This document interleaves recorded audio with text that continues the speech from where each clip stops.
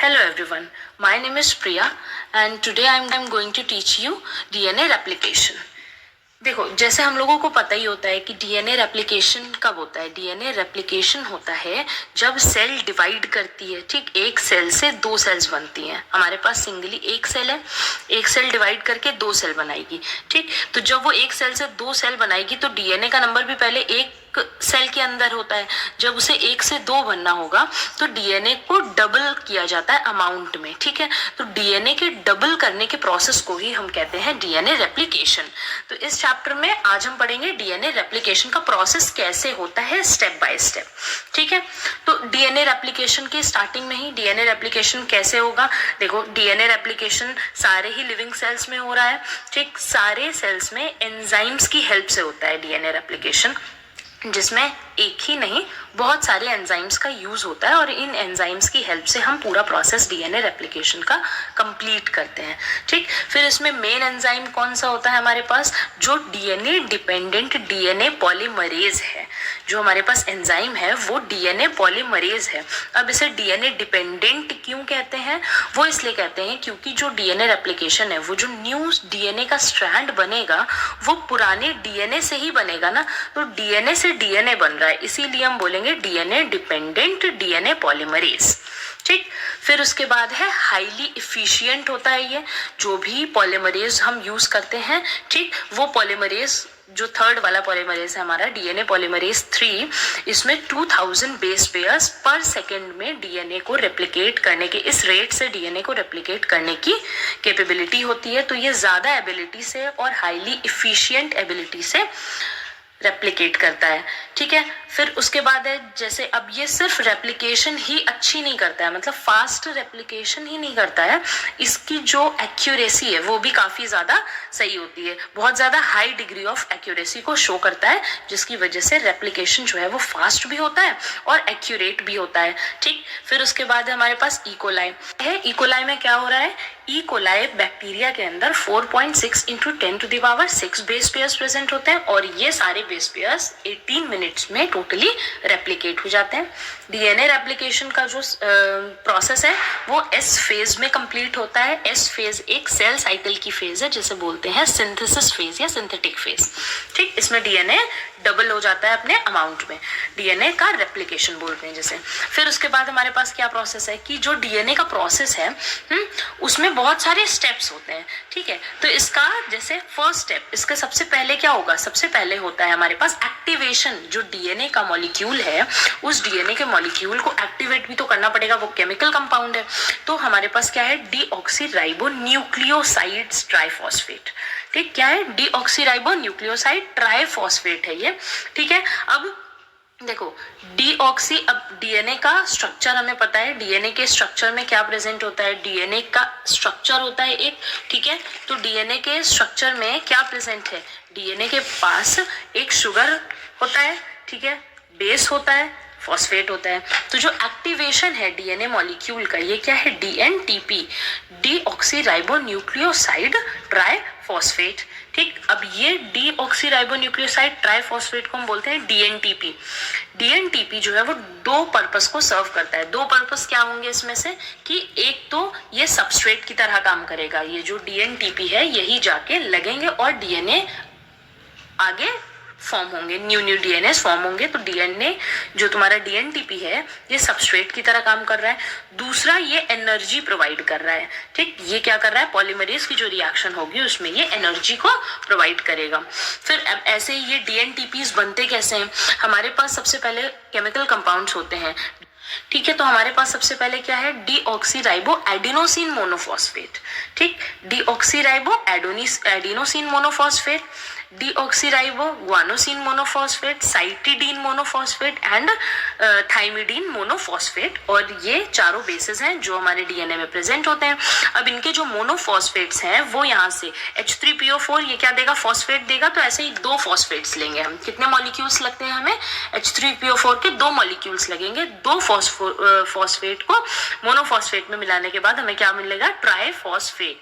तो मिल जाएगा DATP, DGTP, DCTP और DTTP। अब इनके फुल फॉर्म्स क्या हो जाएंगे, डीऑक्सी राइबो एडिनोसिन, जैसे एडिनोसिन ट्राइफॉस्फेट है, ये क्या हो जाएगा, ग्वानोसिन ट्राइफॉस्फेट हो जाएगा मोनो की जगह, और ये भी साइटिडीन ट्राइफॉस्फेट और थाइमिडीन ट्राइफॉस्फेट हो जाएगा। ठीक, तो अब इसके बाद हमें क्या मिल गया, डीएनटीपी, ये न्यूक्लियोटाइड्स की जगह पे एडिनोसिन हो गए, ग्वानोसिन हो गए, साइटिडीन और थाइमिडीन, ये हमें कंपाउंड्स मिल गए। ठीक है, जो कंपाउंड्स हमें मिल गए। अब इसके बाद डीएनए रेप्लिकेशन का प्रोसेस स्टार्ट होगा।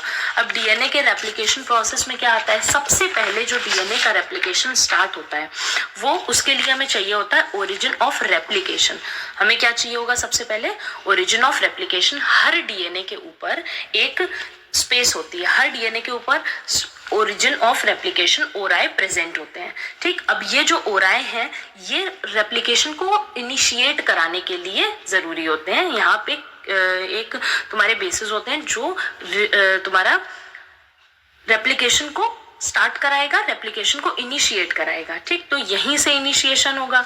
प्रोकैरियोट और यूकैरियोट दोनों में दो टाइप्स के होते हैं, दोनों अलग अलग सेल्स हैं। तो प्रोकैरियोट्स में सिर्फ एक ओराई प्रेजेंट होता है, इनके अंदर double standard circular DNA present है जो कि ऐसा होगा।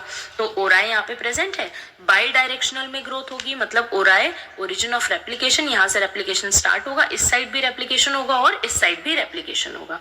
ऐसे यूकैरियोट्स में एक से ज्यादा ओरिजिन ऑफ रेप्लिकेशन प्रेजेंट होते हैं। ये डबल स्टैंडर्ड डीएनए है। ठीक, लेकिन डबल स्टैंडर्ड क्या सर्कुलर डीएनए यहाँ प्रेजेंट है, यहाँ double standard linear DNA present होता है। डबल स्टैंडर्ड लीनियर डीएनए में भी ये भी बाई डायरेक्शनल होगा, जहां ओराई प्रेजेंट है उसके इस साइड में भी ग्रोथ होगी और दूसरी साइड में भी ग्रोथ होगी, मतलब दोनों साइड से डीएनए रेप्लिकेट करेंगे। तो बाई डायरेक्शनल होते हैं यूकैरियोटिक और प्रोकैरियोटिक दोनों सेल्स में रेप्लिकेशन। फिर उसके बाद डीएनए रेप्लिकेशन का प्रोसेस स्टार्ट होता है। तो डीएनए हमारे पास क्या है, सबसे पहले डीएनए है जिसमें हाइड्रोजन बॉन्ड्स प्रेजेंट है। ठीक, अब ये जो हाइड्रोजन बॉन्ड्स है इनमें फर्स्ट स्टेप होगा अनवाइंडिंग ऑफ डीएनए। सबसे पहले हम क्या करेंगे, सबसे पहले हम अपने डीएनए को अनवाइंड करेंगे। अनवाइंड कैसे करेंगे, हमारे पास डीएनए है, इस डीएनए के इन हाइड्रोजन बॉन्ड्स को, ये जो डीएनए के हाइड्रोजन बॉन्ड्स हैं इनको ब्रेक करेंगे। सबसे पहले डीएनए के हाइड्रोजन बॉन्ड्स को जब ब्रेक किया जाएगा तो ये क्या बन जाएगा हमारे पास, रेप्लिकेशन फॉक बोलते हैं इसको। क्या बोलते हैं, रेप्लिकेशन फॉक। ये जो वाई शेप्ड स्ट्रक्चर बना है इसे बोला है रेप्लिकेशन फॉक, और ये जो प्रोसेस है उसको बोलते हैं अनवाइंडिंग ऑफ डीएनए, जिसमें हम डीएनए के हाइड्रोजन बॉन्ड्स को ओपन करेंगे और ओपन करने के बाद ऐसा स्ट्रक्चर बनेगा। ठीक, वाई शेप स्ट्रक्चर। अब इसमें देखो एक एक एंजाइम आएगा। सबसे पहले हमने डीएनए के बॉन्ड्स के हाइड्रोजन बॉन्ड्स को ब्रेक किया। जैसे ही हाइड्रोजन बॉन्ड्स को ब्रेक करने का काम किसका होता है, हेलिकेज एंजाइम का काम होता है। सबसे फर्स्ट काम किसका है, हेलिकेज एंजाइम का काम है, जो क्या कर रहा है, डीएनए के बॉन्ड्स को, हाइड्रोजन बॉन्ड्स को ब्रेक कर रहा है और डीएनए को अनजिप कर रहा है। डीएनए अनजिप हो जाएगा। ठीक, फिर अनजिपिंग के बाद टोपोआइसोमरेज आते हैं। कौन से एंजाइम्स आते हैं, अब जैसे ये अनजिपिंग हो गई, अनजिपिंग के बाद यहाँ पे सुपर कॉइलिंग हो सकती है।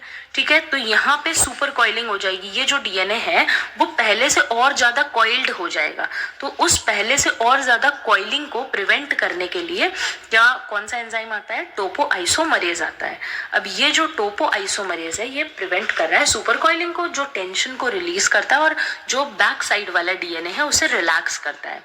ये टोपोआइसोमरेज यूज होता है यूकैरियोटिक सेल्स में। जो प्रोकैरियोटिक सेल्स होती हैं उनमें दूसरा एंजाइम है जिसका नाम क्या है, गायरेज। डीएनए गायरेज एंजाइम है जो प्रोकैरियोटिक में टेंशन को रिलीज करता है या सुपर कॉइलिंग को प्रिवेंट करता है। यूकैरियोटिक सेल में टोपोआइसोमरेज ये काम करता है।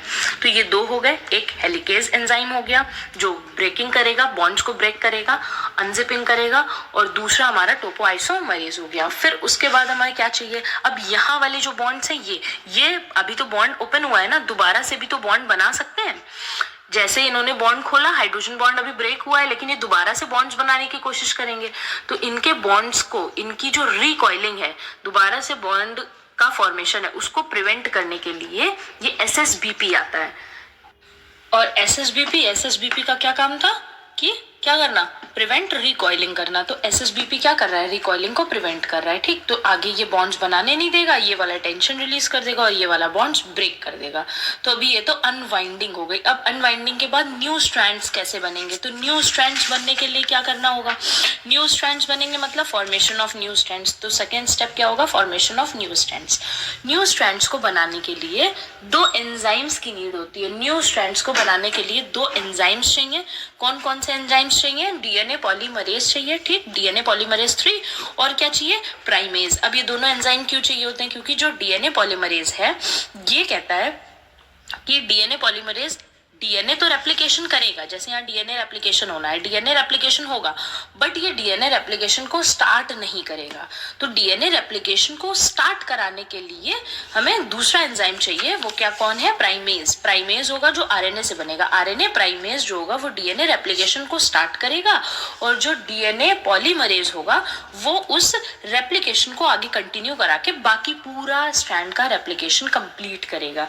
डीएनए पॉलीमरेज जो है वो लगेंगे 3 to 5 एंड पे लगते हैं, ठीक। जो प्राइमेज होता है वो हमेशा 3 एंड के ऊपर ही आके अटैच होगा, और डीएनए पॉलीमरेज जैसा भी मैंने बताया इनिशिएशन नहीं करेगा बट रेप्लिकेशन करा देगा। तो यहाँ हमें क्या करना है, रेप्लिकेशन फॉर्क है हमारे पास। अब इस रेप्लिकेशन फॉर्क में सबसे पहले 3 एंड पे क्या अटैच होगा, 3 एंड पे आके अटैच होगा प्राइमेज, जो कि 3 to 5 होगा। इस प्राइमेज को अटैच करोगे। अब ये आरएनए का प्राइमेज है, ये प्राइमेज लगने के बाद डीएनए पॉलीमरेज 3 आएगा, और ये डीएनए पॉलीमरेज आगे जाके कंटिन्यूएशन में क्या कराएगा, रेप्लिकेशन न्यू स्ट्रैंड्स को लगाता जाएगा। कौन से स्ट्रैंड्स लगेंगे, वही जो हमने पढ़ा था, तुम्हारा डीएनटीपी पढ़ा था। डीएनटीपी में कौन कौन से टाइप्स थे, जैसे डीएटीपीज थे, ठीक है, डीजीटीपीज थे, डीसीटीपीज थे और डीटीटीपी थे। तो ये सारे जो फॉस्फेट्स हैं तुम्हारे डीएनटीपीज हैं, जो सबस्ट्रेट्स हैं, वो आके यहाँ पे लग जाएंगे। सारे सबस्ट्रेट इधर लग जाएंगे और ये क्या बन जाएगा, डीएनए पॉलीमरेज की हेल्प से न्यू डीएनए का स्ट्रैंड बनेगा। इधर नया डीएनए का स्ट्रैंड बनेगा और इस साइड भी वैसे ही डीएनए का स्ट्रैंड बनेगा।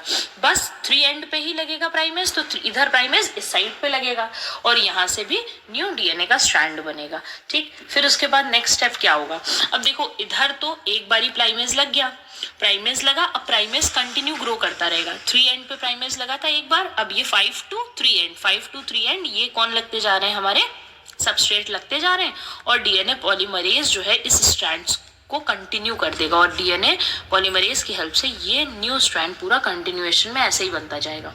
तो जब ये कंटिन्यूअस बन रहा है तो इसे क्या कहोगे, कंटिन्यूअस स्ट्रैंड हो गया ये, ठीक। कंटिन्यूअस स्ट्रैंड के बाद इसी स्ट्रैंड को हम कंटिन्यूअस स्ट्रैंड की जगह क्या कहते हैं, लीडिंग स्ट्रैंड कहते हैं। क्या कहते हैं, लीडिंग स्ट्रैंड, जो 3 to 5 ये बनता चला जा रहा है, ठीक। बट अब दूसरी साइड क्या होगा, ये बीच में बना था ना दूसरी साइड, तो इस साइड से उल्टे इधर से लगा हुआ था ना, ये उल्टे साइड से लगा था, तो यहाँ पे क्या होगा, इधर लगा हुआ है, ठीक। ये इस एंड पे यहाँ प्राइमेज लगा है, और प्राइमेज के बाद ये क्या है, डीएनए पॉलीमरेज ने इतना ग्रो करा दिया। अब और पीछे से ग्रो करेगा, तो पीछे की साइड इधर से तो स्टार्टिंग करेगा ही नहीं, 3 एंड से पॉलीमरेज स्टार्टिंग नहीं करेगा। तो जब ये स्टार्टिंग नहीं करेगा तो यहाँ हमें फिर से प्राइमेज लगाना पड़ेगा, और प्राइमेज लगाओगे, प्राइमेज के बाद फिर से डीएनए पॉलीमरेज आएगा और ये प्रोसेस इतना कंप्लीट करेगा। पीछे का फिर रेप्लिकेट करने के लिए फिर से प्राइमेज लगाएंगे, तो बार बार प्राइमेज लगाएंगे और बार बार इतने इतने ब्लॉक्स में छोटे छोटे स्ट्रैंड्स बन जाएंगे, ये टुकड़े बन जाएंगे छोटे छोटे, ठीक। अब ये डीएनए पॉलीमरेज के क्या है, फ्रैगमेंट्स हैं। इन फ्रैगमेंट्स को, छोटे छोटे फ्रैगमेंट्स को बोलते हैं ओकाजाकी फ्रैगमेंट। ये सारे ओकाजाकी फ्रैगमेंट्स हैं, और इस स्ट्रैंड को बोलोगे डिसकंटिन्यूअस स्ट्रैंड। ये वाला एक बार में ही बन गया तो कंटिन्यूअस स्ट्रैंड, ये वाला डिसकंटिन्यूअस स्ट्रैंड, उसी को बोलते हैं हम लैगिंग स्ट्रैंड भी बोलते हैं। क्या बोलते हैं, लैगिंग स्ट्रैंड्स। अब ये लैगिंग स्ट्रैंड जो होगा, ये लैगिंग स्ट्रैंड क्या करेगा बाद में, अब ये बन गया इधर, ये बन गया, डीएनए स्ट्रैंड तो कंप्लीट हो गया, बट यहाँ डीएनए ये टुकड़ों में ओकाजाकी फ्रैगमेंट्स के फॉर्म में, और यहाँ पे पूरा न्यू डीएनए बन गया है। तो ये जो टुकड़े हैं, ये जो फ्रैगमेंट्स हैं, इनको आपस में जोड़ा जाएगा। तो पहले आरएनएज एंजाइम आएगा, आरएनएज हाइड्रोलेज, ये एंजाइम आके यहाँ से किसको हटा देगा, हमारे प्राइमेज को हटा देगा। जब प्राइमेज हट जाएंगे तो इन डीएनए के फ्रैगमेंट्स को आपस में जोड़ेंगे। डीएनए के जो फ्रैगमेंट्स हैं उनको किससे जोड़ा जाता है? इन फ्रैगमेंट्स को हम डीएनए लाइगेज नाम के एंजाइम से जोड़ते हैं। एक हमारे पास एंजाइम है डीएनए लाइगेज, वो डीएनए लाइगेज का एंजाइम इन सारे फ्रैगमेंट्स को आपस में बाइंड कर देगा, ग्लू कर देगा, चिपका देगा और ये एक स्ट्रैंड बन के तैयार हो जाएगा। फिर अब स्ट्रैंड तो बन गया है बट प्रूफ रीडिंग लेनी होगी कि सारे स्ट्रैंड सही है, कहीं पे कुछ गलत तो नहीं हुआ है, कोई प्रोसेस में एरर तो नहीं है। तो इसकी प्रूफ रीडिंग करने के लिए आएगा डीएनए पॉलीमरेज 1। अब डीएनए पॉलीमरेज 1 क्या करेगा? प्रूफ रीडिंग कराएगा और प्रूफ रीडिंग के बाद हमारे पास न्यू स्ट्रैंड्स बनके तैयार हो जाएंगे। जो एक डीएनए था हमारे पास वो एक डीएनए अब 2 डीएनए में कंप्लीट 2 डीएनए में चेंज हो गया। एक स्ट्रैंड हमारे पास ये वाला आ जाएगा और एक स्ट्रैंड हमारे पास ये वाला आ जाएगा और इसी के साथ डीएनए रेप्लिकेशन कंप्लीट हो जाएगा। Okay, thank you so much.